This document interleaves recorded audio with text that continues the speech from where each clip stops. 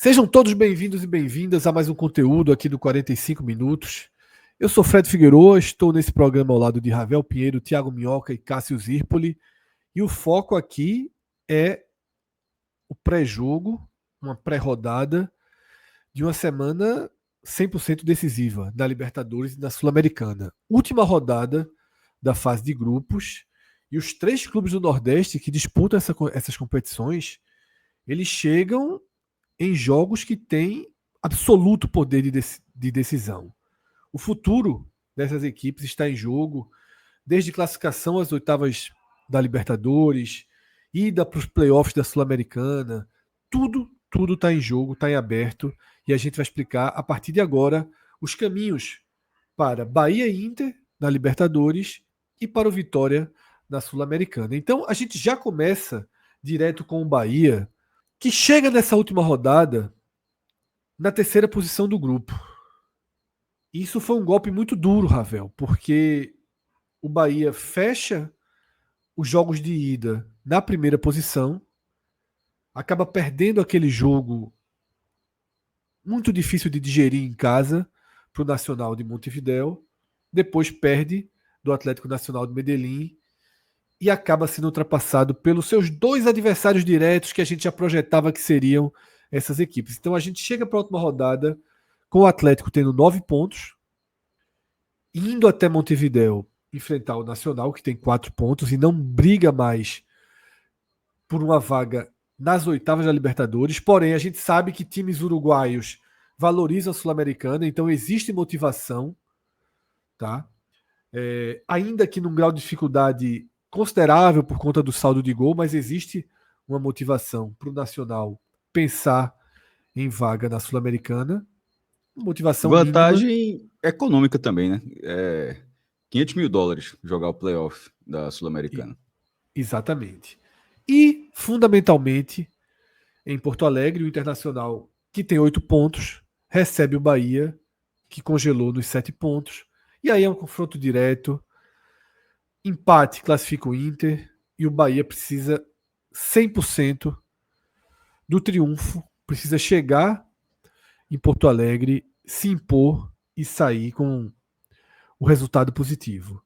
Ravel, como eu falei na abertura, um golpe duro ter chegado nessa situação, mas se a gente voltar toda a fita para o sorteio, até para o posicionamento das chaves, que já se sabia que o Bahia, nessa condição de vir como um clube de número 4, teria os 2 jogos finais fora de casa, tudo já era esperado e agora se materializa num desafio do tamanho da Libertadores.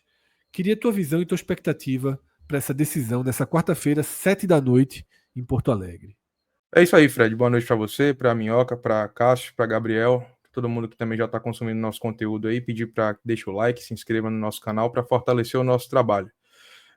Fred, acho que há duas formas da gente analisar essa decisão que vai acontecer nessa quarta-feira, né? Para que defina o caminho do Bahia daqui para frente em relação a competições continentais, né? Uma vez que, se não conseguir vencer o Internacional, a tendência é que, por uma pequena vantagem que ainda tem, possa disputar os playoffs da Sul-Americana. Isso vai depender também do jogo entre Nacional e Atlético de Medellín, né? Então, eu acho que algumas formas a gente avaliar. A primeira, analisando de maneira meio mais positiva, né, seria o seguinte: por tudo isso que você falou, da questão dos potes, do calendário, né, da definição dos jogos finais fora de Salvador, todo torcedor do Bahia, se fosse perguntado lá atrás, nas fases ainda eliminatórias, né, para que davam acesso à fase de grupos, se assinavam ver o Bahia chegar na última rodada dependendo só de si para se classificar para as oitavas de final, eu acho que todos assinariam esse mesmo cenário que a gente está vendo aqui, todos, sem exceção.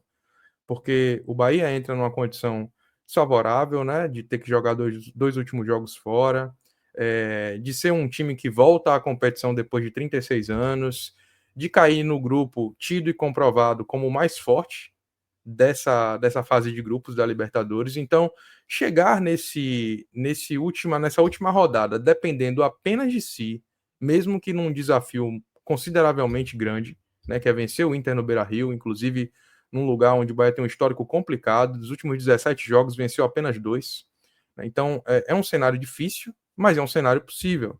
Um cenário que, como eu disse, eu acho que todo torcedor assinaria. O que fica de maneira meio agridoce, Fred, é que o Bahia, na minha avaliação, nessa competição, tem mais desempenho do que ponto.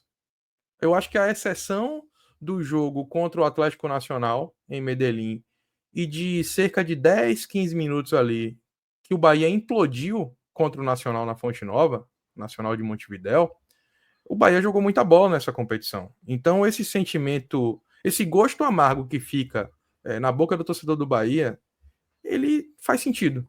Porque o Bahia fez uma competição faz uma boa competição, com bom desempenho, com solidez em todos os setores do campo, inclusive em muitos jogos, jogando mais até do que em partidas do Brasileiro. Então, eu acho que fica essa sensaçãozinha de que o Bahia poderia chegar nessa última rodada numa condição mais favorável, mais privilegiada do que vai chegar, apesar de eu achar que tem muito jogo ainda no Beira-Rio, porque calhou também do Bahia enfrentar nessa quarta-feira um Internacional que não atravessa seu melhor momento na temporada. Então, essa junção de todos os fatores faz com que a gente analise a situação bem em aberto, com o Inter, obviamente, tendo a vantagem de decidir em seus domínios, mas eu acho que muita coisa pode acontecer nessa quarta-feira e o Bahia chega assim com condições de se classificar, Fred. É isso, Ravel. Naquela conta que a gente fazia desde sempre, o desenho era o Bahia ter mais 3 pontos agora, ser líder do grupo e jogar pelo empate. Foi a conta que a gente sempre fez, né? Era 10, 9, 8. Era o cenário que se projetava. Era o Bahia ter o empate. E óbvio que faz muita diferença. Óbvio que faz muita diferença ter o empate para esse jogo. Mas concordei com basicamente tudo que você falou, Ravel. E voltando para as partidas em que você falou, onde realmente a gente viu o Bahia sair um pouquinho do trilho, eu ainda acho que o Bahia jogou muito mais do que o Inter na Fonte Nova. 1-1 não chega a ser um resultado assim absurdo, porque o Inter não jogou mal aquela partida. O Inter jogou bem e foi muito efetivo quando teve a chance ali de empatar o jogo. Mas o Bahia, para mim, foi melhor do que o Inter. O Bahia, para mim, faz uma Libertadores melhor que a do Inter. Com esse. Você citou dois jogos em que o Bahia realmente não. Na verdade, um jogo e um recorte.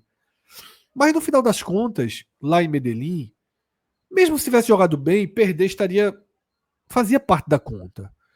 Agora, o recorte da virada do Nacional é que comprometeu demais o Bahia, né, Cássio? A gente tem essa situação basicamente desenhada por conta daquele recorte que tirou do Bahia esse poder do empate. Tirou a campanha, o controle da campanha. Assim, é difícil considerar que, quando o Ravel fala que se todo mundo tivesse assinado antes, eu concordo. Mas na hora da virada do turno do grupo, assim, o Bahia chegar nessa situação, aconteceu, assim, muita coisa dando errado para chegar numa situação de ter que vencer primeiro, ter transformado um jogo no confronto direto, na qual o empate é do mandante. Inclusive, o Bahia até colocou um vídeo relembrando que o Bahia já venceu o Internacional pela Libertadores em Porto Alegre. Foi na estreia da Libertadores de 89, 2 dias depois da final do isso quer dizer, 3 dias, 2, 3 dias depois, né? Foram 2, eu acho até mais, foram realmente 2 dias depois, assim, muito bizarro, né? A final foi no Beira-Rio, o Bahia foi campeão brasileiro, isso já em fevereiro de 89, campeão brasileiro de 88, 0-0, e 2 dias depois já foi a primeira rodada da Libertadores de 89. E o Bahia venceu de virada, o Internacional abre o placar e o Bahia vira o jogo. Então, e assim, tá, o Bahia relembrou essa partida porque é o resultado que precisa. Tipo, não é simplesmente ter. Por exemplo, esse jogo até aconteceu de novo depois em Porto Alegre, nas quartas de final, e aí o Inter venceu o jogo. Mas o que o Bahia relembrou e fez de forma correta é que ele já venceu lá, venceu essa partida por essa competição. E sim, está dentro do papel, mas não era para chegar tanto nesse momento. Assim, a derrocada na parte técnica desses jogos da Libertadores, a virada para o Nacional e a falta de futebol contra o Atlético Nacional acabaram colocando um Bahia numa situação muito difícil e como o Fred traz na pergunta, toda a questão ela é fundamentada dentro do Nacional do Uruguai. Eu vou até dizer o país para não ficar confundido, que é Nacional, Internacional, Atlético Nacional, mas o Nacional do Uruguai. Porque o Atlético Nacional venceu todos os jogos em casa. Ainda que o Bahia tenha feito uma partida muito ruim na quinta rodada, muito ruim de verdade, assim, sobretudo para uma importância tão grande da partida, o comportamento do Bahia foi muito abaixo naquele jogo, mas no fim das contas, todo mundo perdeu do Atlético Nacional lá em Medellín. Então, assim, o Bahia não foi lá e trouxe um resultado. Não, a questão é que ninguém perdeu do Nacional em casa. E o Bahia venceu o jogo, abriu o placar no segundo tempo, num time que estava praticamente sendo enterrado na competição, que já tinha sofrido um golpe duríssimo, que tinha sido abrir 3-0 lá em Porto Alegre, cedeu o empate, e com muita autoridade, aí vamos, assim, a virada do Nacional acabou não sendo um acidente.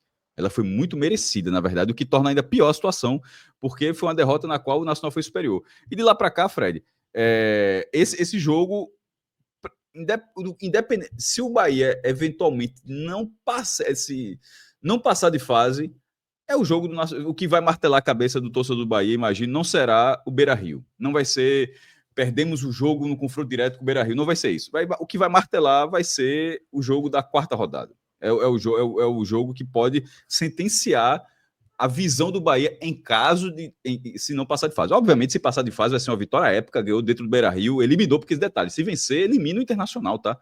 É um jogo no qual, se o Bahia vencer, não é que ele passa de fase, ele passa de fase e tira o Inter. É como se fosse 16 avos de final. Esse jogo. Total, isso. É um 16 avos de final em jogo único. Tá valendo aí um mata-mata que vale essa passagem.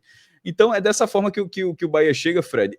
Ainda que venha, o Bahia já estava em Porto Alegre, porque ele perdeu do Grêmio, mas o volume de jogo, embora tenha perdido do Grêmio, mas o volume de jogo que ele teve contra o Grêmio, pecou demais nas finalizações, mas é um alento do que o Bahia, da condição técnica que o Bahia tem para jogar bem, porque precisará jogar bem contra esse Internacional que descansou, né, nesse fim de semana. Praticamente descansou nesse fim de semana. Exatamente. Mas dentro disso ainda tem, Fred e Cássio, eu acho que 2 dados que endossam isso que vocês estão falando. Começar por isso que Cássio trouxe, que para mim, eu acho que o grande ponto que, de fato, eu acho que assim, se a classificação não vier, todo torcedor do Bahia vai lembrar muito daquele jogo contra o Nacional de Montevidéu na Fonte Nova, especialmente porque, Cássio, o Bahia fechará, independente do que vai acontecer, já que o jogo é fora de casa, a campanha na fase de grupos com 4 de 9 pontos possíveis vencidos em casa. Então, a campanha em casa já faz com que ela fique um pouco abaixo, acaba não conseguindo a pontuação suficiente se você pensar que o Atlético Nacional de Medellín, que já chega na última rodada classificado, tem 100% de aproveitamento. Então, é um dado alarmante, é o primeiro ponto.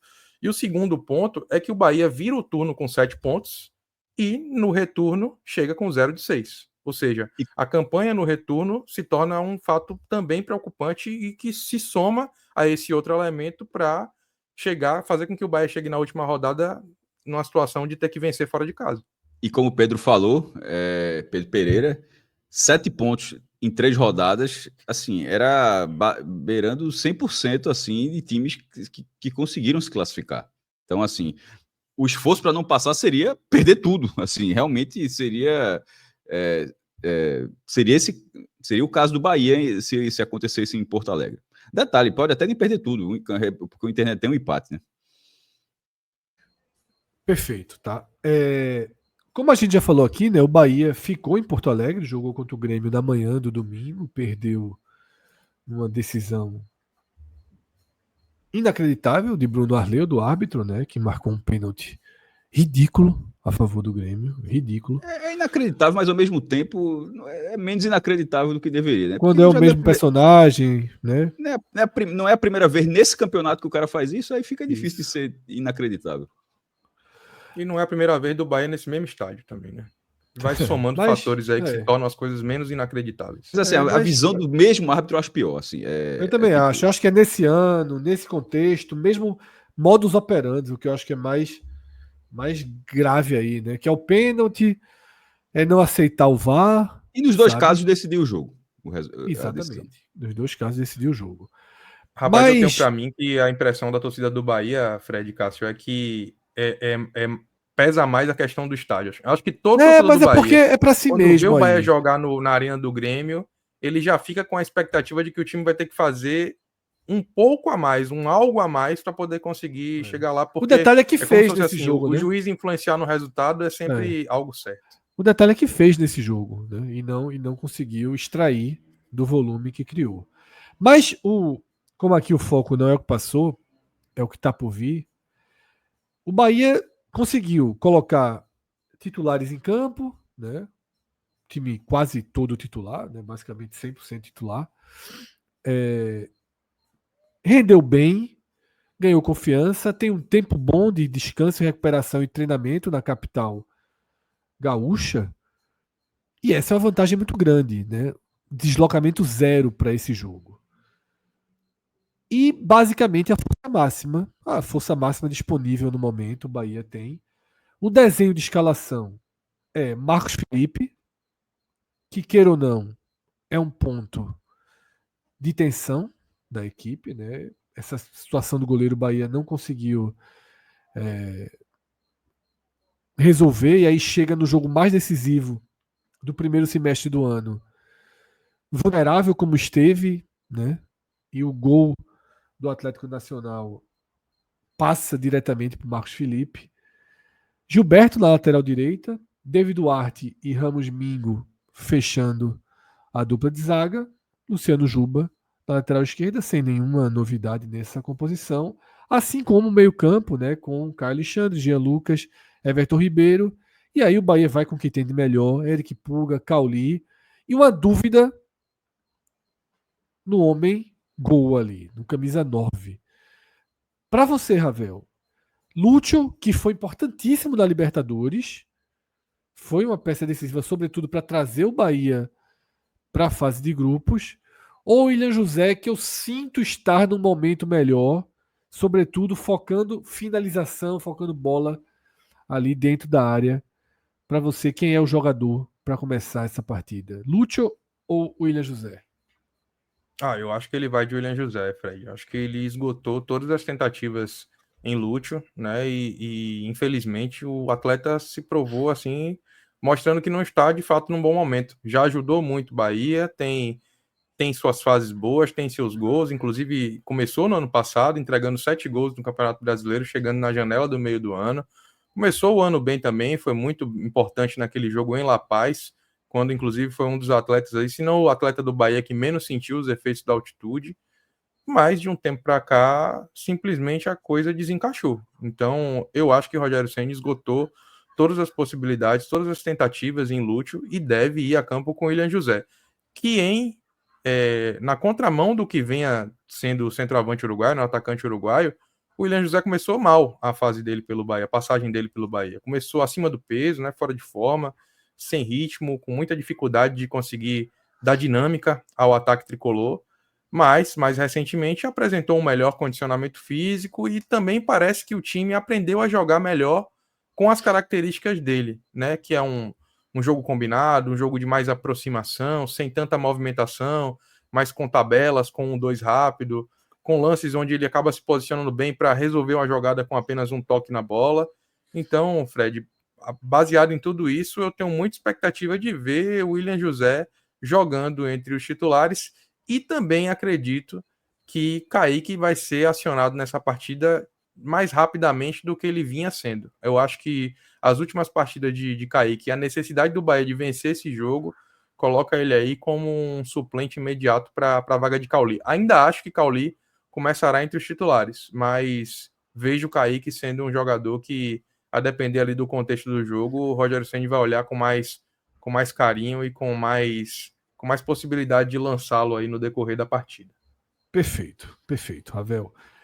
Como a gente está falando de pré-jogo, a gente sempre traz as odds da partida, tá? A gente abre aqui o site da Bet Nacional para entender, né, de que forma especialistas enxergam os favoritismos, tá? E o Inter, naturalmente, né, tem um mando de campo, tem a odd de 2,02, o Bahia 4,12 e o empate 3,42 são as odds da partida.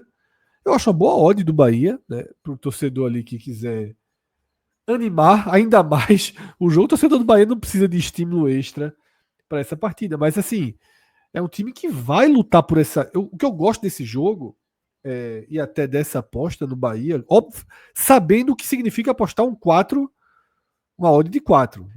Quem aposta, quem escolhe uma odd de 4, né, sabe que a chance de não ter o ganho é muito maior, mas eu encaro como uma oportunidade porque é um jogo onde o empate ele tem desenhos mais improváveis, porque o Bahia é um time com força ofensiva, tá? Um time capaz de gerar um volume de chances e que vai para o desespero e que vai para o all-in. Agora, Ravel, eu tenho duas perguntas para te fazer. Uma primeira me parece muito óbvia e Minhoca e Cássio, se quiserem opinar sobre ela, existe uma combinação em que o Bahia ele pode perder a vaga nos playoffs da Sul-Americana. O Nacional está 3 gols atrás do Bahia. Então, chega a notícia de que o Nacional está vencendo por 2-0. Certo? Chega a notícia de que o Nacional está vencendo por 2-0. 40 do segundo tempo. Não existe negociação para o Bahia de pensar, melhor do que se expor aqui e levar um gol, vou administrar o empate, vou segurar o empate e vou garantir minha jornada internacional descendo para os playoffs da Sul-Americana. Eu estou fazendo a pergunta por obrigação. Se eu tivesse respondendo a pergunta, eu diria que de forma nenhuma. Se vier o playoff, ótimo. Mas jamais eu abriria mão de lutar até o último instante pela vitória, mesmo se expondo ao risco. Ainda sobre a odd, Fred, concordo muito com sua leitura, até porque para o Bahia vencer, ele vai ter que fazer com que o Inter tenha em casa a mesma campanha negativa que eu destaquei aqui nesse instante, né, de 4-9. Hoje, o Inter tem 4-6 porque empatou contra o Nacional de Montevidéu no Beira-Rio. Então, se o Bahia vencer... Depois de estar levando de 3-0, né? Exatamente, foi correr atrás, buscou. E aí o Inter vai ter os mesmos 4-9, só que o Bahia vai ter uma campanha melhor fora de casa do que o Inter, Nacional de Porto Alegre. Então, sobre isso, eu também concordo, assim, eu acho que o Bahia, de maneira nenhuma, tem que adotar uma postura comedida, sabendo do jogo lá do Nacional de Montevidéu vencendo o time de Medellín, não, eu acho que tem que lutar pela classificação da Libertadores até o final, mesmo que isso implique num risco de terminar o campeonato, a fase de grupos em último, tem que ir pra cima. Aquele ditado, né, é melhor um passarinho, acho que é um passarinho na mão do que dois. Mais vale um pássaro na mão do que 2 voando. Nesse caso é 2 voando, assim, né? O na mão sendo da Sul-Americana, não dá para você não, ele não se sobrepõe a chance de ir para as oitavas de final da Libertadores, não. Assim, se o Bahia se arriscar ao máximo para tentar e num contra-ataque aos 49 do segundo tempo, ainda perde o jogo, assim, mas veja, eu não consigo achar que vai ter uma reclamação. Pô, é óbvio que seria muito ruim, ficaria de fora de todas as Copas internacionais, mas mas passarei a imagem de que lutou por essa vaga, tá 0-0 até os 49 do segundo tempo, até os 49 você tá ali martelando, tentando gol, aí de repente numa bola sobrada, o goleiro defende, repõe rápido, contra-ataque, gol. Ninguém vai dizer, deveria ter segurado, não tem como, né? Nessa situação não tem como, a diferença entre ir para o playoff da Sul-Americana e ir para as oitavas de final da Libertadores, dentro do mesmo jogo, aí não, para mim não cabe discussão não, assim, o Bahia, ele vai se arriscar ao máximo, mesmo que isso possa custar até a presença no playoff da Sul-Americana. Lembrando que daqui a pouco o Minhoca vai explicar, tá, tudo sobre esse playoff da Sul-Americana. A gente vai fechar o pré-jogo do Bahia, vai fazer o pré-jogo do Fortaleza. Fred. E aí Minhoca vai explicar detalhadamente os caminhos, seja para a Libertadores, para as oitavas, seja para a Sul-Americana. Fala, Cássio. A gente estava brincando que Inter e Bahia é os 16 avos da Libertadores. O playoff é literalmente os 16 avos da Sul-Americana, só para a pessoa entender onde é que essa fase está na Sul-Americana. Você joga o playoff para dali jogar as oitavas.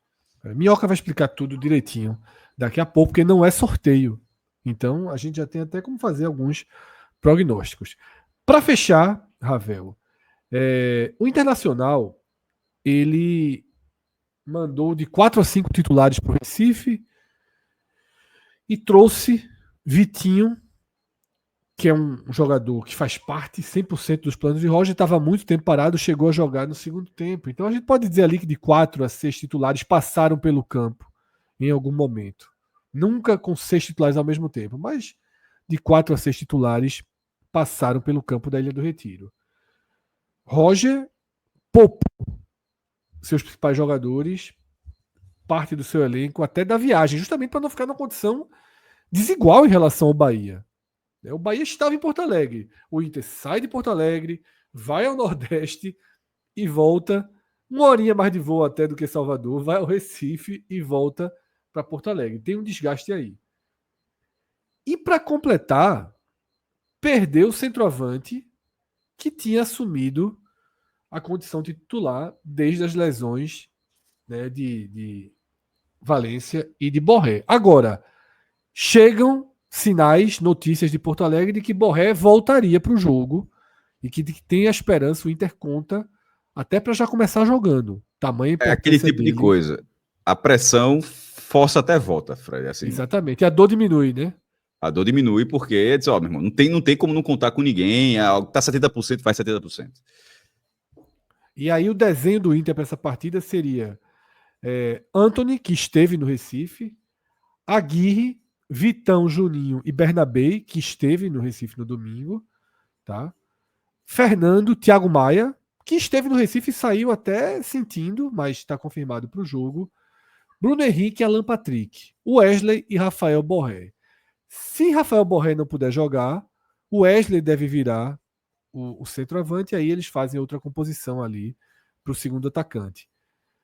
É uma escalação forte, mas é uma escalação possível. E quais os caminhos, Ravel, para o Bahia enfrentar cabeça a cabeça aí e conseguir a vitória tão importante? Ou triunfo, como preferem? Fred, como você disse, eu acho que tem caminhos, né? Primeiro ponto é que o Bahia é um time que tem conseguido também desempenhar bem em algumas partidas fora de casa já nessa temporada. Então, o jogo contra o Nacional foi um bom desempenho. O jogo contra o The Strongest, o Bahia também jogou bem, para ficar em exemplos aqui na Libertadores, fora outras atuações fora de casa no Campeonato Brasileiro. Tira o jogo contra o Santos ali, o próprio Palmeiras, que o Bahia venceu também.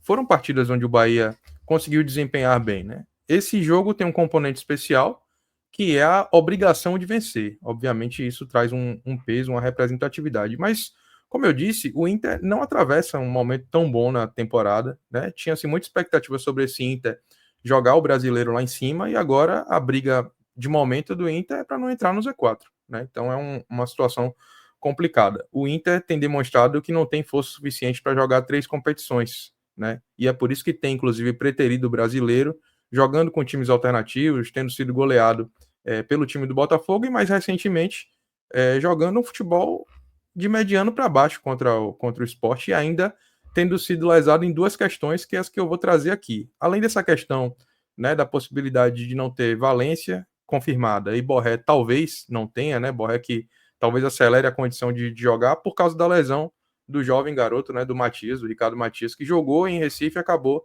se lesionando. Então tem o risco, tem a possibilidade do Inter jogar sem um centroavante de ofício, tendo que fazer uma composição alternativa, né? E o que me chama mais atenção é o fato de ter também jogado uma pressão maior sobre o desempenho do goleiro Antony, que jogou mal em Recife, Fred. Teve uma atuação ruim, foi responsável direto pelo gol de Barleta na bola, na jogada ali que resultou no gol do Sport. E não é a primeira vez que ele falha, né? No jogo contra o Nacional de Montevidéu, ele também já havia falhado.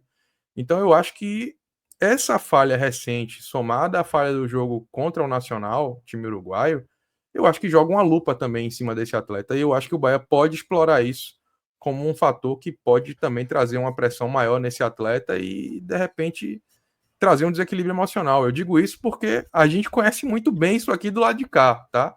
Marcos Felipe várias vezes entrou pressionado, jogou mal várias vezes por causa dessa pressão. Talvez seja a hora do Bahia se beneficiar de ter um adversário em condições muito semelhantes às que a gente já enfrentou aqui. Eu acho que esses são os principais caminhos que o Bahia pode explorar. Já que tem a necessidade muito grande de ganhar, Fred, que finalize bolas no gol, que teste esse goleiro para saber se ele vem com o somatório de uma má atuação no Recife ou se vai conseguir se recompor e ter uma boa atuação. Eu, particularmente, eu acho que o momento do goleiro aparentemente não é bom e o Bahia tem que tentar fazer se valer disso. Lembrando que Antony é reserva, né? Rocher, o titular da temporada, é um reserva que foi titular quase que o ano todo. Porque Rocher começou machucado, quando voltou, teve uma fratura no dedo e aí fica mais um longo tempo fora. Então, ele foi planejado para ser reserva, mas jogou como titular o ano inteiro, tá? Então, dessa forma, a gente fecha o pré-jogo do Bahia, tá? Ravel vai se despedir aqui do programa, ele está com o horário apertado no momento que a gente fazia essa gravação, porque mesmo sendo a gravação, às vezes a gente tem horários apertados e nós seguiremos aqui com Thiago Minhoca e Cássio Zirpoli, tá? Valeu, Ravel, a gente se encontra no pós-jogo, tá? Para analisar tudo que vai acontecer em Porto Alegre nessa quarta-feira. Valeu, galera, um abraço. Thiago Minhoca, o Fortaleza, que foi uma pauta importantíssima, principal, a gente passou um longo período analisando o buraco em que o Fortaleza mergulha nesse momento da temporada, depois de um jogo de colapso contra o Cruzeiro no Castelão, uma partida horrorosa do Fortaleza, esmagado. Foi um 2-0 que no primeiro tempo poderia ter sido 5, sem exagero algum. Um jogo que levou o Vojvoda a ter uma atitude na coletiva, não coletiva, no caso de imprensa, que ele nunca teve. A gente analisou as palavras duras direcionadas ao elenco. E na lista de viagem, talvez a gente já tenha começado a ver os primeiros reflexos. Como é que o Fortaleza chega para esse jogo em que, na teoria, na frieza matemática, precisa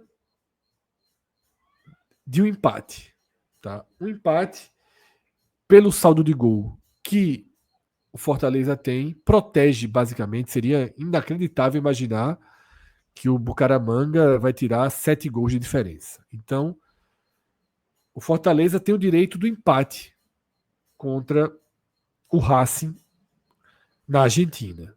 O Racing que tem a sua classificação assegurada e com esse mesmo empate teria seu primeiro lugar garantido. É um cenário em que muita gente costuma pensar no empate amigo. Tu não vem que eu não vou, fica bom para os dois. Eu tô dizendo a semana que eu não acho isso. Mas a gente já debateu outras vezes, você e Cássio são radicalmente contra essa projeção de que pode ser um jogo numa rotação, numa voltagem mais baixa. Não sendo, vira o desafio do tamanho do bonde para o Fortaleza segurar esse empate.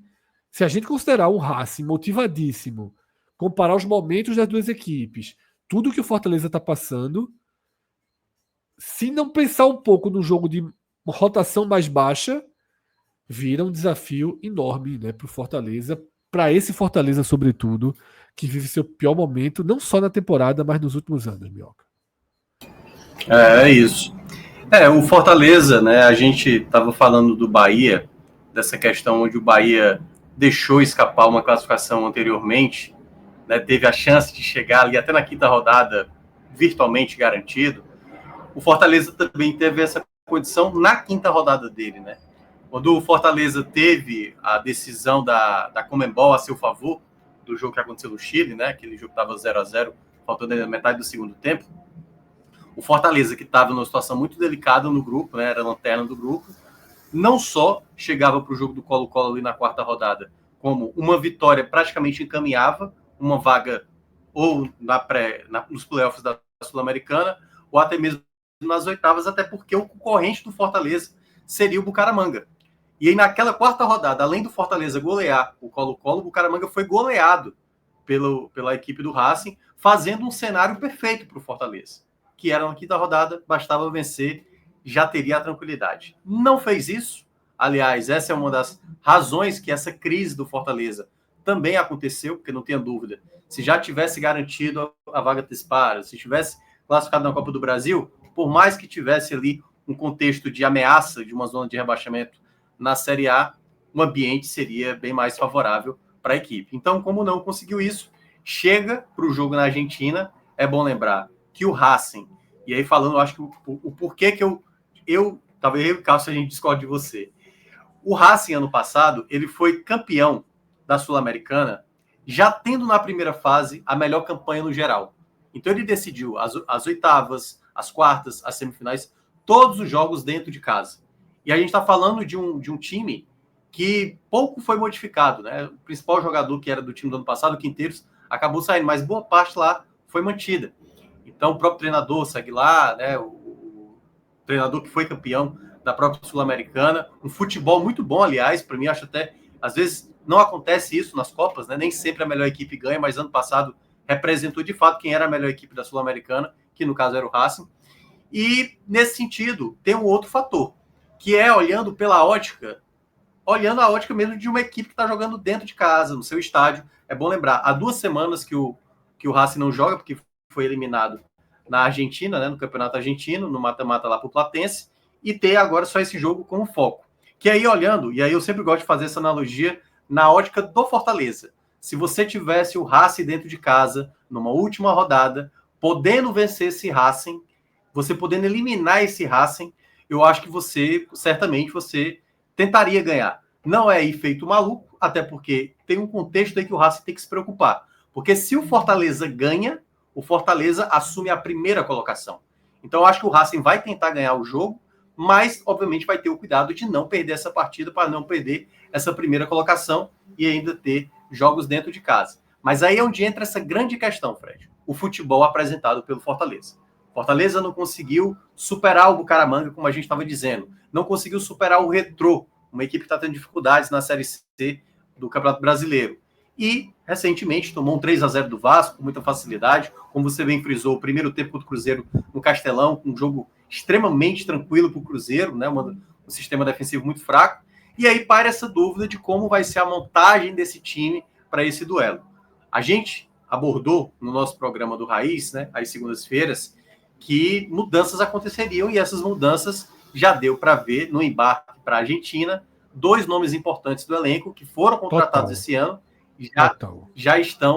já não viajaram, que é no caso o argentino Paul Fernandes, né, que foi titular no jogo, além do outro titular que também atuou, o Diogo Barbosa, que também não viajou, o que já dá um indício muito forte de que são atletas que vão acabar saindo do Fortaleza, ou que Fortaleza vai pretender negociar, né? É bom lembrar que o Diogo não atingiu a meta de jogos na Série A, ou seja, ele pode se transferir para um outro clube de Série A, mas no caso do Paul Fernandes não pode mais atuar numa equipe de Série A, teria que ir para a segunda divisão, ou até mesmo para fora do país, né? Voltar para a Argentina. É o que deve ser o destino dele, né? Também acredito. Então, de toda forma, assim, vai ter uma mudança. E eu tinha frisado na rádio onde eu trabalho, né, na Rádio Povo CBN, que, independentemente, Fred, se apresenta um bom ou mau jogo, não é nem garantia.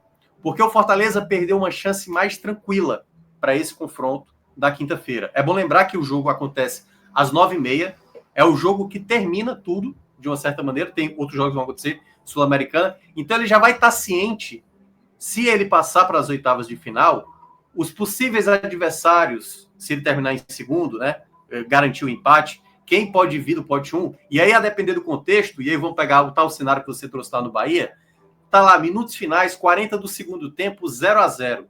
E aí o que é que você olha? Se eu perder o jogo, vou para a Sul-Americana, talvez pegar esse adversário. Se eu empatar, vou ter essa galera aqui dos primeiros colocados para enfrentar. Se eu tentar buscar a vitória, talvez eu vá ter um caminho mais tranquilo para pegar adversários. Que era para ser, mas será que isso chega?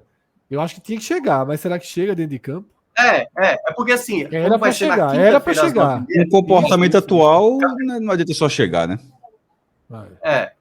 Exatamente, porque eu acho que vai ter, se não me engano, 2 grupos da Sul-Americana acontecer no mesmo horário, e esse grupo do Fortaleza né, que vai estar ali para terminar ainda na quinta-feira. Então, algumas coisas já vão estar encaminhadas. Já vai dar para ter uma noção do que pode vir de adversário. Mas eu estou falando isso aos 40 do segundo tempo. Pode ser que muita gente já tenha feito a matemática até lá e vai depender também do que vai acontecer nos outros grupos. De toda forma, é um jogo difícil, né? Os brasileiros que foram lá recentemente, Fred, todos saíram derrotados. Corinthians ano passado, Atlético Paranaense. Então, assim, sempre foi muito difícil jogar no El Cilindro. É um estádio... Eu lembro muito que o Cássio falava muito... Meu amigo, os caras colocam uma sirene de usina nuclear, sabe assim? É de fato um ambiente muito hostil. Então, assim, é um dos estádios mais... Pode falar. Não, pode concluir, desculpa. Não, o que eu ia falar era isso. Então, assim, é um dos ambientes mais hostis que você pode enfrentar no momento de pressão que o Fortaleza precisa demonstrar futebol. É um elenco de qualidade, mas é um elenco que anda sob muita contestação. Como teve um momento agora, e até para encerrar essa parte, um momento de cartas colocadas na mesa, né, principalmente ali por conta do Marcelo Paes, o CEO do clube, e o próprio Vojvoda, como o grupo vai reagir após essa situação? Porque não tenha dúvida, quem foi colocado ali como vidraça foi o elenco. No momento que vem o Vojvoda falar da situação, tipo, ó, vocês viram o que aconteceu dentro de campo. Isso é o que a gente está conseguindo entregar no momento. Então ele fala muito dessa questão do elenco não estar conseguindo entregar pelo menos aquilo que ele está projetando. E vamos ver se de fato o Fortaleza tem essa capacidade, porque qualidade a gente sabe que tem. A grande questão é porque o momento, a temporada, assim por dizer, é uma temporada muito ruim. Olhando um pouco da ótica, do porquê de enxergar, de não enxergar um possível 1-1, vou líder, tu vai em segundo lugar, acho que seria algo muito circunstancial dentro da parte, mas muito assim, a atmosfera do jogo acho que não vai permitir isso durante a noite toda, basicamente. O Racing, ele foi eliminado no Campeonato Argentino, perdendo dentro do cilindro. Ele foi eliminado pelo Platense, que inclusive vai decidir o título. Nunca foi campeão, afinal vai ser Huracan e Platense.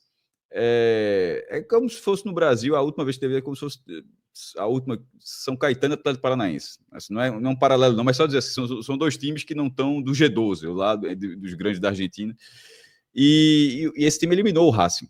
De lá para cá, esse jogo ele foi em 10 de maio. De lá para cá, o Racing só fez uma partida. Nas últimas 2 semanas, o Racing fez uma partida que foi justamente a goleada sobre o Colo-Colo. Mais de 2 semanas. Só um jogo que foi da quinta rodada pela Libertadores, quando goleou o Colo-Colo. Eu acho que o time ainda tem uma responsabilidade, o time do Racing, com o seu torcedor não dá para, tipo, foi eliminado pelo Platense, jogou lá com o Colo-Colo, venceu o Colo-Colo, pior do grupo, e de repente, não, já tá resolvido tudo e pode fazer um jogo mais ou menos. Isso eu acho que o fato de ser liderança, o fato de precisar responder para o próprio torcedor, de que se vencer, empatar garante a liderança, mas se vencer, dá aquele moral, termina com 2 vitórias dentro de casa na Libertadores, termina com a boa campanha, como o Minhoca falou, que pode influenciar para o mando de campo no mata-mata, e o Racing, como a gente apontou, sobretudo com aquela atuação que teve no Castelão, como talvez o principal candidato argentino a quebrar a sequência de títulos brasileiros na Libertadores. Então eu não acho que esse time vai ser moroso. Na verdade, não é muito o perfil do time argentino ser moroso, sobretudo contra time brasileiro. Assim, realmente é algo que eu não me recordo nem pensando muito assim, teve aquele jogo assim, não é muito fácil de encontrar. Então eu enxergo dessa forma. Se for, isso é só da forma como eu imagino que vai ser a partida. Se o jogo for moroso, obviamente vai ser melhor para Fortaleza. Que no fim das contas ainda dependeria, para tudo dar errado, que o Bucaramanga ganhasse do Colo-Colo no Chile. Né? Assim, na verdade, a condição é muito favorável. É porque, como o Colo-Colo está eliminado e vai ser um jogo sem público pela punição ao Colo-Colo, justamente naquela invasão no jogo contra o Fortaleza, e já está eliminado, nem para ir para a Sul-Americana o Colo-Colo pode ir, então talvez não tenha qualquer estímulo para buscar um resultado contra o Bucaramanga. Mas, querendo ou não, até isso facilitaria para o Fortaleza. Mas se precisar do resultado do cilindro, eu acho que tende a ser um jogo pegado. E é um jogo pegado diante de um Fortaleza que não vem se encontrando. E outra questão, o Fortaleza tendo que, em tese, se expor. Se o Racing fizer um jogo próximo ao que fez na primeira rodada, o Fortaleza vai ter que ter um comportamento muito diferente do que ele vem fazendo nessas últimas rodadas do Brasileiro. Então, muito mais do que esperar, do que vislumbrar um jogo moroso, é tentar ir preparado para um jogo pegado, que é a forma que eu acho que vai ser essa partida. O grupo tem o Racing com 10 pontos, o Fortaleza com 8, Bucaramanga 6 e Colo-Colo 2. Tá? Como o Cássio já explicou aqui agora. Minhoca, você acha que a maior chance do Fortaleza se classificar é conseguindo um empate no cilindro ou o Colo-Colo jogando pela honra, pela camisa, mesmo sem nenhuma pretensão, vencer ou empatar em Santiago diante do Bucaramanga? Eu acho muito difícil que o Colo-Colo vá colocar até time reserva nesse jogo, né? O Colo-Colo está numa situação, tem até poucos jogos no Campeonato Chileno, porque também alguns jogos foram adiados por conta da invasão que aconteceu, da Libertadores, e o Colo-Colo não está na zona de classificação. E precisa, né, correr contra o tempo, e acredito que o foco da equipe chilena vai ser o Campeonato Chileno. A única coisa que pelo menos a Conmebol conseguiu ter, né, de atrativo para as partidas, que muitas vezes podem significar nada, é essa premiação, né, para o vitorioso, que você vai receber uma quantia por ganhar a partida. Então, eu acho muito difícil. Tem um contexto também, Colo-Colo Fortaleza, que envolveu essa questão do Lucero, que foi até resolvida, né, o Fortaleza pagou, mas a torcida do Colo-Colo e a do Fortaleza já se galfiaram muitas vezes ali pela internet, muita provocação. Então, acho pouco provável que isso vá acontecer. O Bucaramanga, por exemplo, já não tem mais classificação no Campeonato Colombiano, tanto que poupou o time no final de semana e deve ir com força máxima. E pelo que mostrou até agora, né, muita gente se surpreendeu com o desempenho do Bucaramanga, vencendo até mesmo o Racing na Argentina e conseguindo os 2 empates contra o Fortaleza, faz com que o Bucaramanga, na minha avaliação, é o mais provável que aconteça um resultado positivo. Claro que aí é onde entra a responsabilidade do Bucaramanga, né? Porque nos outros jogos ele não tinha essa responsabilidade. Ele jogava mais como esperando o adversário, esperando o Fortaleza, esperando o Colo-Colo, esperando até mesmo a equipe do Racing. Agora não, agora ele tem essa obrigação, ele precisa ir lá e precisa confirmar esse resultado. Mas imagino que o Colo-Colo deve pensar aí, talvez, com jogadores com baixa minutagem, jogadores mais jovens, para esse confronto, e aí com isso fica um jogo mais propício. Então a melhor possibilidade... O Fortaleza que se vire no cilindro, né? O Fortaleza tem que fazer o dele, e aquela coisa, eu acho que até é o correto, né? Porque ele teve a chance dele dentro de casa contra o próprio Bucaramanga para garantir essa classificação. Então, ele não pode lamentar por essa razão. E aí, voltando àquela questão do Bahia, que foi falado, o torcedor do Bahia vai lembrar muito o jogo do Nacional do Uruguai, o jogo na Fonte Nova, que teve a classificação na mão. O torcedor do Fortaleza, caso vá para o playoff da Sul-Americana, vai lembrar os 2 jogos do Bucaramanga, qualquer um dos 2, seja lá na Colômbia, seja também o jogo na Arena Castelão, qualquer um deles. Sobretudo do Castelão. Eu acho que porque o Castelão, a matemática estava estabelecida, Minhoca. Tipo, a do Castelão vencer está classificada. Assim, não tinha nada orbitando que poderia atrapalhar. Ali eu acho que você tem razão, mas eu acho que na dividida do Castelão bota 2 passos na frente, pelo menos. Certamente. Até porque também foi um jogo de muitas chances perdidas claras, né? Principalmente com o Breno Lopes, claríssimo. Que perdeu. Tem 3 no segundo tempo. Assim. Exatamente. Isso. Onde teve o do Lucero também, o do Lucero, onde o Breno Lopes, e ainda teve de Pikachu no último, ele bate chapado e a bola passa raspando atrás. Minhoca, pensar em escalação titular só morando na cabeça de Vojvoda, né? Dá para ter uma noção, né? Então, alguns jogadores estão mais estabelecidos hoje, como é o caso do João Ricardo. Na direita tem uma dúvida ali, porque como o Brits não tem sido utilizado, e ele sempre foi um homem de muita confiança, eu não sei se para esse novo momento, que o Vojvoda anda muito insatisfeito com o elenco, possa ter algum tipo de mudança, e o Brits pode ser uma dessas possibilidades. Se não, fica aquela disputa tradicional, Tinga ou Mancuso ali pelo lado direito. A defesa está muito bem estabelecida, com o Ceviche e com o Gustavo Mancha. Na esquerda podemos ter o retorno do Bruno Pacheco, mas não duvido o próprio Mancuso jogar por esse lado esquerdo, e ainda há a possibilidade do Gaston Ávila, que também em alguns jogos recentes jogou como lateral. No meio de campo, já que não tem Paul Fernandes, Rosseto lesionado, Sacha lesionado. Então, Zé Wellison viajou, e a gente também debateu na segunda-feira, uma possível saída do Zé Wellison. Eu acho que com essa viagem, eu acho que pelo menos para esse jogo, não sei se contra o Flamengo, mas devido às carências, né, que o Fortaleza está no momento, eu acho que o Zé Wellison vai acabar sendo escolhido. A minha dúvida paira de qual vai ser esse complemento das outras duas peças do meio de campo. Acho que Pochettino tem uma grande chance de ser esse meia mais avançado, e a minha dúvida para aí entre Martínez, sabe, um outro jogador que possa, até o Pedro Augusto, que pode ser utilizado também, já que ele jogou no jogo passado, foi expulso, não vai poder enfrentar o Flamengo, pode ser que ele ganhe essa titularidade também, até imaginando, como esse cenário que eu e o Cássio, a gente acaba imaginando que pode acontecer, um Racing indo para cima, talvez um jogador de mais recuperação de bola, onde se encaixa exatamente o perfil do Pedro Augusto. E na frente, o trio de ataque deve ter a volta do Marinho, deve ter do lado esquerdo o Breno Lopes, muito embora o Breno Lopes não está jogando bem, mas ainda acredito ele que vai de Lucero ou vai de Davidson? Ele tem feito o revezamento. Um jogo é o Davidson, outro é o Lucero, como no último foi o Lucero. Provável que seja o Davidson, mas os dois aí, qualquer um dos dois é possível, mas eu acreditaria um pouco mais no Davidson do que no Lucero para esse confronto. Na Bet Nacional, vou trazer aqui as odds da partida, tá? De que forma os especialistas e mercados estão avaliando esse jogo, tá? O Racing 1,99, o Fortaleza 4,22, ou seja, basicamente a mesma lógica que enxergam Inter e Bahia, né? As mesmas proporções ali, 3,18. Empate são proporções muito parecidas. Bet Nacional tá aqui, é patrocinadora master aqui do 45 Minutos, já está, acho que há uns 7 anos com a gente, tá? Um site de apostas de absoluta credibilidade, o maior site do país hoje, né? Com um time de influenciadores, de jornalistas e todo o suporte de tecnologia muito grande, faz tudo absolutamente correto, não teve nenhum problema na legalização que aconteceu, né, na formalização dos processos recentes que o Brasil passou. Então, quem tiver interesse, quem gosta desse tipo de entretenimento, a gente sempre destaca que o importante é que seja tratado como entretenimento, que ninguém imagine que vai transformar sua vida ou conseguir o dinheiro para pagar uma conta importante no final do mês com o dinheiro de aposta, né? Tem que ser algo que você possa se divertir, como a gente até brincou há pouco. O torcedor do Bahia vai assistir o jogo amanhã, vai assistir o jogo nessa quarta-feira.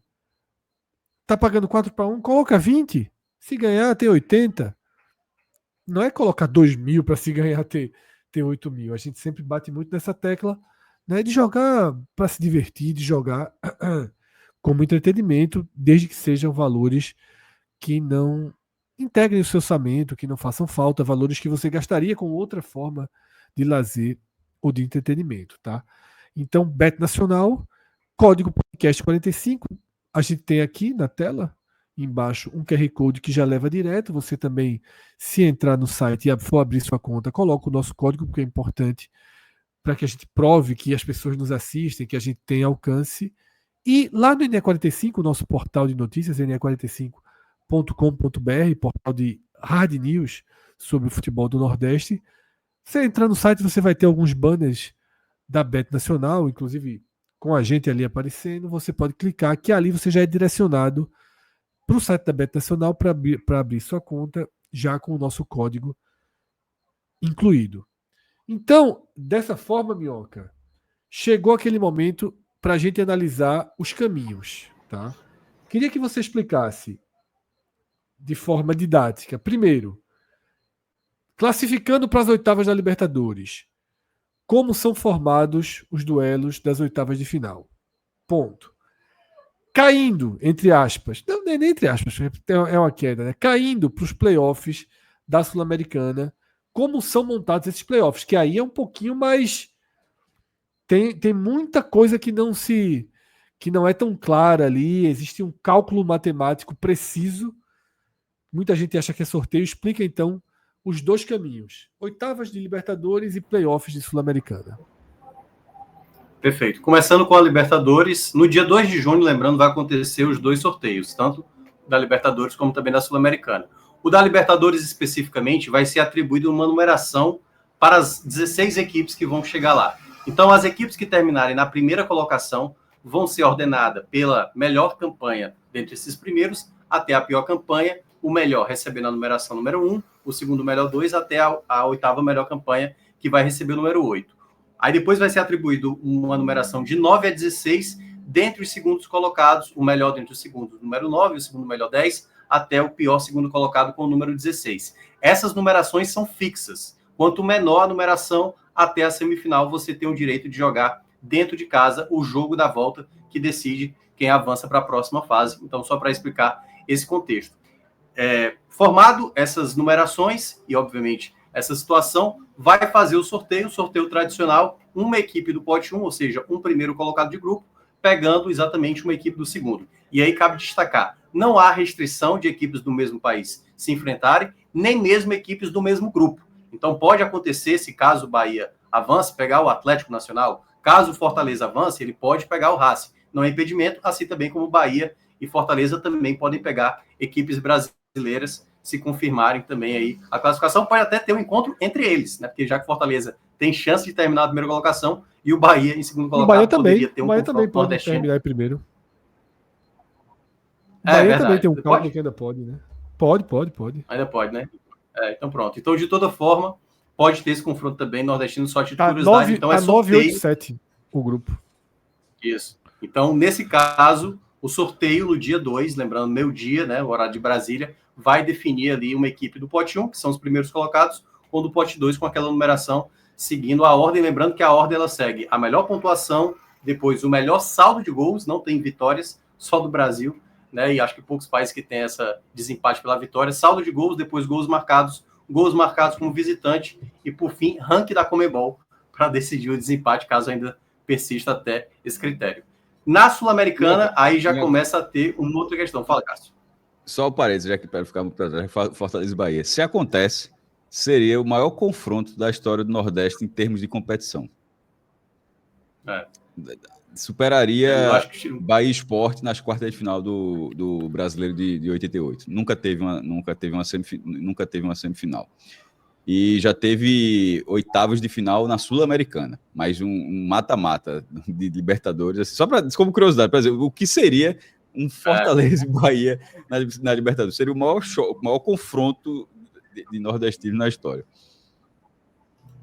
É isso. E aí, para falar da Sul-Americana, que também vai acontecer no dia 2, vai ter sorteio, porém, uma das fases, que é os playoffs da Sul-Americana, não é através de sorteio, é através da campanha. Então, os terceiros colocados da fase de grupos da Libertadores também vão ser ordenados, só que aí não do 8 até o 16, é do 17 até o 32, então o melhor terceiro colocado fica com 17 e tal, ou seja, as equipes da Libertadores vão começar decidindo dentro de casa, e aí o jogo da volta contra as equipes da Sul-Americana, né, que vão ser os segundos colocados, jogando dentro de casa. Então, Bahia e Fortaleza, se forem para os playoffs, já sabem que vão ter que decidir fora de casa, que é o caso, daqui a pouco a gente vai falar no Vitória. Se o Vitória passar, o Vitória sabe que vai para o playoff, tendo que decidir dentro de casa o jogo da volta do playoff. E aí, para fazer essa definição, o melhor desses terceiros colocados da Libertadores pega o pior segundo da Sul-Americana, que terminou na segunda posição nos grupos. O segundo melhor pega o segundo pior, né? O segundo melhor da Libertadores, o segundo pior, até chegar no melhor desses segundos colocados da fase de grupos da Sul-Americana, pegando o pior terceiro colocado da fase de grupos da Libertadores. Então a gente já vai ter um panorama, já um caminho fechado, e quando tiver o sorteio no dia 2 de junho, é só para definir onde vai ficar ranqueado cada uma dessas equipes. Ou seja, já vai ser todo o caminho para chegar até a final das equipes, que aí, por exemplo, quem passar do playoff tal, vai enfrentar um dos primeiros colocados. Lembrando que os primeiros colocados de grupo da Sul-Americana já avançam diretamente para as oitavas de final e também vão receber aquela numeração que eu citei antes. A melhor campanha dos primeiros recebe o número 1, a segunda melhor número 2, até o oitavo ali, que vai ser o pior primeiro colocado, e também vão ter que decidir dentro de casa as oitavas de final, e assim avançando podem também acabar decidindo jogos como mandante. Então essa é a sistemática, esse é o modelo, mas já só ressaltar mais uma vez, os confrontos dos playoffs é conforme a campanha geral, mas vai haver um sorteio para depois definir quem você vai estar no caminho de um primeiro colocado da fase de grupos da Sul-Americana. Perfeito, Minhoca. Então, explicada essa próxima etapa, ou essas próximas etapas, a gente chega para o confronto da Sul-Americana, né, que a gente já passou rapidamente aqui. O jogo da sobrevivência do Vitória. O Vitória que ele não chega a viver um colapso como o Bahia, mas também ele tem uma limitação técnica, um colapso como o Fortaleza, mas ele tem uma limitação técnica maior que a do Fortaleza. Então, ele pode não estar vivendo um incêndio interno, mas ele, ao mesmo tempo, é mais pobre tecnicamente. Ele tem menos recursos para investir, ele tem menos jogadores de qualidade, ele é menos rodado e menos testado. Mas vive uma crise interna. Carpini, de herói, que não só evitou o rebaixamento em 2024, como trouxe o Vitória para essa Sul-Americana, Carpini também vem sendo contestado. A derrota para o Santos no Barradão foi muito doída para o Vitória no último domingo. Tá? Deixou o Vitória dentro da zona de rebaixamento, tabela muito dura pela frente, uma perspectiva difícil do brasileiro. E essa perspectiva difícil do brasileiro, ela mexe até na forma com que o Vitória vai para o Equador enfrentar a Universidade de Quito nessa quarta-feira, às 9h30 da noite. É um grupo, esse grupo B da Sul-Americana, onde a Universidade de Quito já está não apenas classificada, como garantida na primeira posição.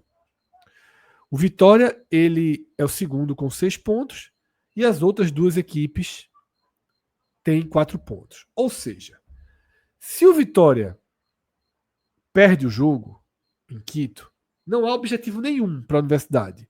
Mas melhor campanha, também não tem por que tirar o pé, enfim, não sabemos como a Universidade de Quito e que forma ela vai tratar esse jogo, que não vale de forma tácita nada para a equipe. Se o Vitória perde, ele ainda poderia garantir a vaga dele no playoff se o jogo entre Defensa e Justiça e Cerro Largo terminasse empatado, porque as duas equipes iriam para 5 pontos. Tá? Um outro cenário é que o Vitória tem um saldo de gols de 2 gols em vantagem em relação ao Defensa e Justiça. Ou seja, se o Vitória consegue o empate e o Defensa e Justiça vence por apenas 1 gol de diferença, porque a gente imagina que o Defensa e Justiça vai vencer o Cerro Largo lá na Argentina. É muito favorito para esse jogo. O Vitória ainda assim conseguiria a classificação, empatando e o Defensa e Justiça vencendo por 1 gol.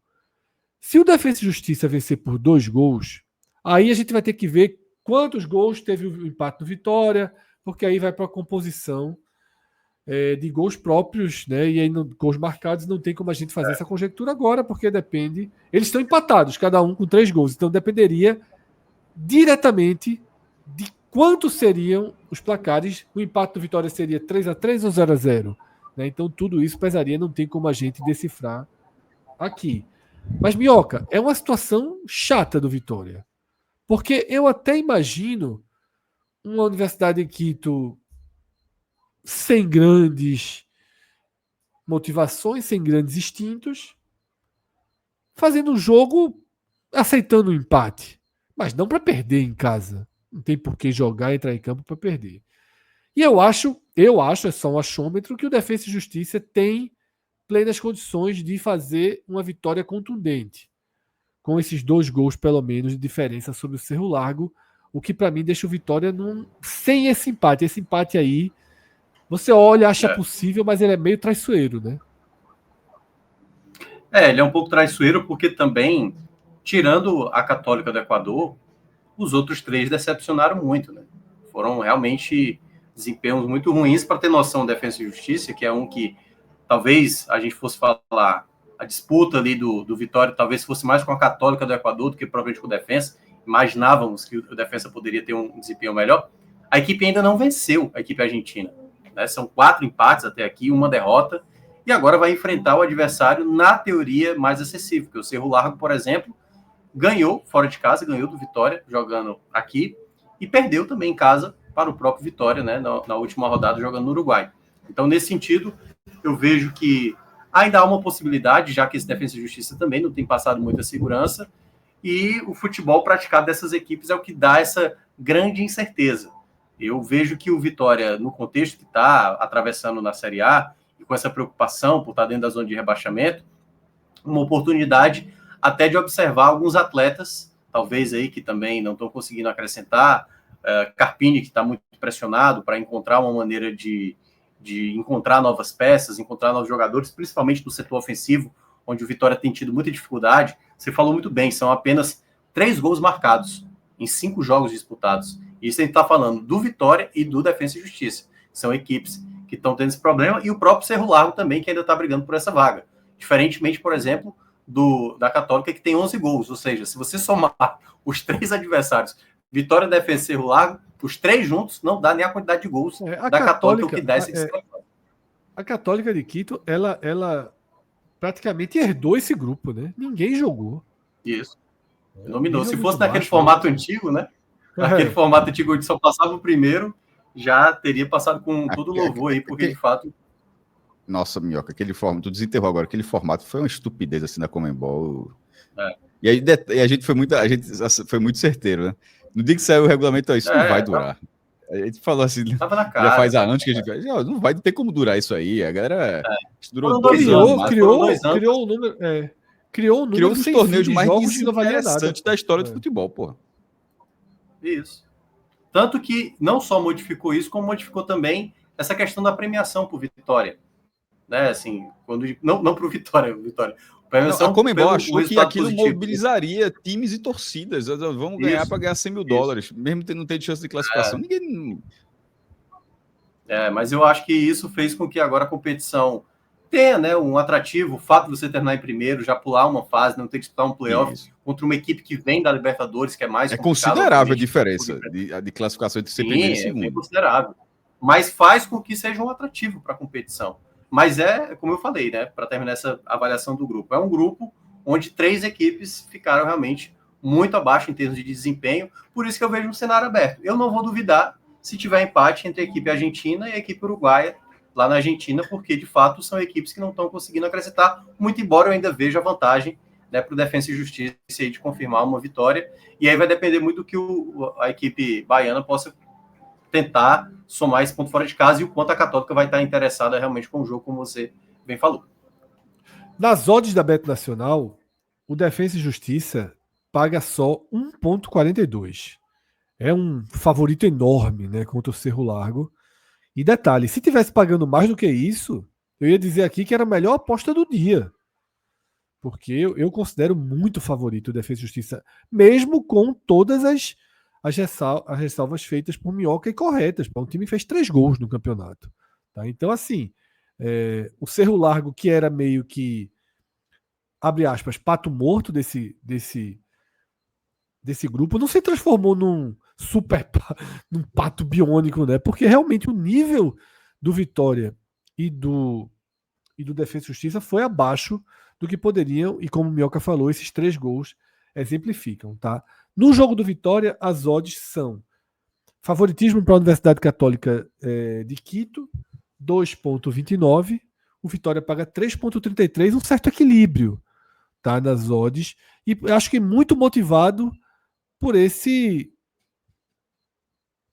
desinteresse tácito, como eu diria, né? Não tem nada muito objetivo ali pro time equatoriano, mas dentro de casa ninguém faz graça, muito menos em torneio internacional, tá? A gente tem um esboço de escalação do Vitória, tá? Com o Lucas Arcanjo, Claudinho, Lucas Halter, Neres e Jamerson, Ricardo Hiller, Ronald, PP, Janderson, Kaiser e Wellington Rato, tá? Esse o desenho aqui do Vitória. No site Game Arena a gente abriu aqui essa projeção, mas pode ter mudanças e pode ter aí ajustes nesse time, tá? Que vai até o Equador. Então, a gente chega ao fim desse nosso conteúdo destacando que todas essas 3 partidas que a gente apresentou aqui, elas vão ter uma cobertura pós-jogo, como a gente sempre faz, tá? Na quarta-feira, os 2 jogos envolvendo os clubes baianos, o Bahia na Libertadores, o Vitória na Sul-Americana. Na quinta-feira, o jogo do Fortaleza. E aí, Minhoca, na quinta-feira a gente aproveita e já faz essa organização dos playoffs da Sul-Americana, de como ficam os desenhos. A gente passa tudo definido. Perfeito. Na quinta-feira. A gente fecha esse capítulo da Libertadores, a gente fecha esse capítulo da Sul-Americana, deixa uma parte preparada para o sorteio e a outra parte da Sul-Americana dos playoffs, já sabendo quem enfrenta quem. Tem muito time brasileiro envolvido nesses playoffs da Sul-Americana. Aliás, né? Eu vou até aproveitar para trazer informações de calendário do futebol brasileiro, porque, lembrando, né, quem vai para os playoffs da Sula, esses dois não jogos... Não tem data para jogar. Não, é porque choca com a Série A. Isso vai afetar a Série A. Lembrando que já tem jogos adiados aí da Série A, das equipes que vão para o Mundial, tem a Copa do Nordeste para ser disputada, ou seja, a gente vai também já antecipar, como a gente costuma fazer, né, Fred? Antecipar os problemas que a CBF vai ter que tratar aí também. Será que o novo presidente vai olhar para você, Minhoca, dessa vez? Meu irmão, veja, tomara que ele tenha feito alguma mudança na diretoria de competições. Assim, tá. Eu confesso que eu já fiquei animado, porque bastou Edinaldo cair, que terminou na quinta-feira os Jogos da Copa do Brasil, na sexta já estava sendo divulgado que o sorteio já vai acontecer exatamente nessa sexta agora, né? Para quem quiser acompanhar. Foi muito estranho o período. Assim, eram uns atrasos assim, sem propósito nenhum. Era eu acho que realmente era a questão de tudo ter que passar por ele. Tem que ter uma aprovação, de ter que ter É a história que falaram, que Dorival precisava de uma TV, a TV quebrou e nem consertaram, nem compraram outra. Mas não, Fred. Assim, tipo, por que não se tem uma data para dizer quando vai ser o sorteio de uma fase da Copa do Brasil? Por que isso... Aí, de repente, vai ser daqui a 2 dias. Aí, desse dia, assim, porra, que maluquice, bicho. Mas, enfim, isso é a ponta do iceberg. Divulgações de tabela com menos de uma semana para começar competições. Então, assim, o festival de problemas que vimos, esperamos para que não volte a acontecer, né? Porque realmente acaba atrapalhando. E a Copa do Nordeste, até o presidente, acho que o Romão, o presidente do Sport, até comentou que é o que Minhoca está falando, vai ser na data FIFA mesmo. Ele já praticamente excluiu que tem que dar férias, né, para o time, ou seja, a Copa do Nordeste não vai ser na Mundial. E não, tipo, os jogos que estão marcados vão ser ali em junho, mas não o mata-mata. Nas datas FIFA de junho, né? Então, isso, mas eu digo, mas só os jogos pendentes da primeira fase, tipo, os mata-matas não vai usar o Mundial de Clubes para isso, apesar da paralisação. Isso. Aí, de repente, joga o Mundial lá para frente, e lembrando também, Sul-Americana lá para frente, Copa do Brasil lá para frente. Não, é porque vai depender também das equipes, né? Porque tem as competições, as Copas, vão abrir alguns espaços. Então, por exemplo, só o Bahia ficou, né? Então, aí você tem ainda o CRB na Copa do Brasil, mas tem, assim, vai ver o que... Mas é eliminado, o CRB está eliminado da Copa do Nordeste. O CRB não está na Copa do Nordeste. O CSA está. Bahia. É verdade. O CSA está na Copa do Brasil. O CSA passou. Mas o CSA está na Copa do Brasil. Então, o CSA tem... o CSA não tem data de Copa do Brasil e o Bahia... Mas tem data de Libertadores, naturalmente. Exatamente. Isso. É isso, o Bahia tá? que tem 2 jogos pendentes na Copa do Nordeste. Esse nó a gente vai desatando aí. Na quinta-feira a gente vai mostrando outros nós, tá? Desse calendário. Então é isso. Obrigado a todo mundo, né, pela companhia, por ter chegado até aqui. Valeu, Minhoca. Valeu, Cássio. Gabriel, nosso diretor. Ravel participou aqui com a gente na primeira parte da live. Quem não está inscrito aqui no nosso canal, dá esse abraço aí. Essa moral pra gente é fundamental, tá? Para que o 45 Minutos continue aí passo a passo, de grão em grão, crescendo, né, e fazendo com que o nosso conteúdo chegue para cada vez mais pessoas, tá? Obrigado pela escolha, obrigado pela paciência e pela atenção, né, de consumir um produto do início ao fim, um vídeo. A gente nunca tem vídeo curto, então todos os nossos vídeos são longos ou gigantescos. Esse é só mais um vídeo longo e a gente agradece a atenção de vocês. Grande abraço, até a próxima, tchau, tchau.